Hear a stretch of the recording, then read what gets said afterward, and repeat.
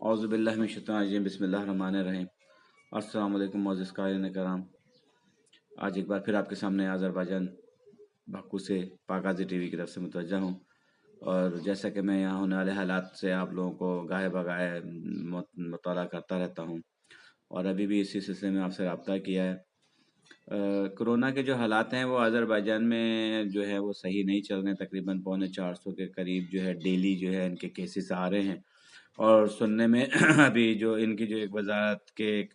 وزیر نے ایک بیان اخبار کو دیا، اس میں انہوں نے کہا کہ جو حالات نظر آ رہے ہیں لاک ڈاؤن کو دوبارہ جو ہے وہ پہلے والی صورت میں سخت کیا جا سکتا ہے، جس میں جو 65 سال کے افراد تھے ان کو گھروں سے باہر نکلنا بند، اور اجازت والا جو سسٹم تھا وہ شروع کیا جا سکتا ہے، چونکہ یہ سلسلہ جو ہے وہ یہاں خراب ہوتا جا رہا ہے۔ اور دوسری طرف جو ہے وہ سب کو جیسا کہ علم ہے، لنڈن سے جو ہے وہ اس بیماری کا جو ہے ویکسین تیار ہو گئی ہے، اس کا اعلان کر دیا گیا ہے دوائی کا،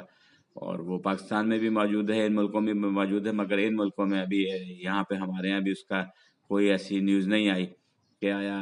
ان کے پاس وہ دوائی ہے یا نہیں ہے، مگر یہ ہے کہ اس کا اعلان ہو گیا۔ دوسرا یہ بھی سننے میں آ رہا ہے ایک طرف کہ جولائی کے اینڈ میں جو ہے یہ لاک ڈاؤن ختم ہو جائے گا اور فلائٹ شروع ہو جائیں گی۔ ابھی جو ہے وہ نقشوان شہر جو ہے اس کی ہفتے میں 2 دفعہ فلائٹس 18 سے شروع کرنی ہے، جس میں 400 مسافر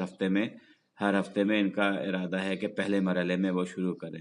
اور اگر پہلا مرحلہ یہ 18 کو شروع ہوتا ہے تو انشاءاللہ دوسرا مرحلہ 28 تک اگر ہو جاتا ہے تو ہو سکتا ہے کہ انٹرنیشنل فلائٹیں شروع ہو جائیں، مگر اس کا کوئی گورنمنٹ کے طور پہ اعلامیہ ابھی تک نہیں ہے کسی قسم کا۔ بہت سے لوگوں نے مختلف افواہیں پھیلائی ہوئی ہیں، مگر ابھی تک اس میں کوئی حقیقت نہیں ہے۔ گورنمنٹ نے کوئی ابھی تک اعلان نہیں کیا باقاعدہ کہ وہ 1 جولائی کو جو ہے وہ ختم کر دے گی لاک ڈاؤن، اس کو بڑھائے گی نہیں، یا کسی قسم کا بھی ابھی کوئی ایسا اعلان نہیں ہے۔ تو جیسے ہی کوئی لیٹسٹ ابھی اعلان ہوگا تو وہ ہم آپ تک پہنچائیں گے، مگر ابھی ایسی کوئی نہیں افواہیں ہیں کہ جی صدرک بند ہونے والا ہے یا وہ ہے، مطلب ابھی ہے کہ لاک ڈاؤن کا بڑھانے کا ارادہ ان کا بن رہا ہے، کہ یہ ٹی وی میں اور میڈیا میں ایسی اپنی خبریں آہستہ آہستہ پھیلا رہے ہیں، ٹی وی میں نہیں اخباروں میں آ رہے ہیں بیان۔ باقی یہ ہے کہ اللہ تعالیٰ سب کو اپنے عافیت میں رکھے،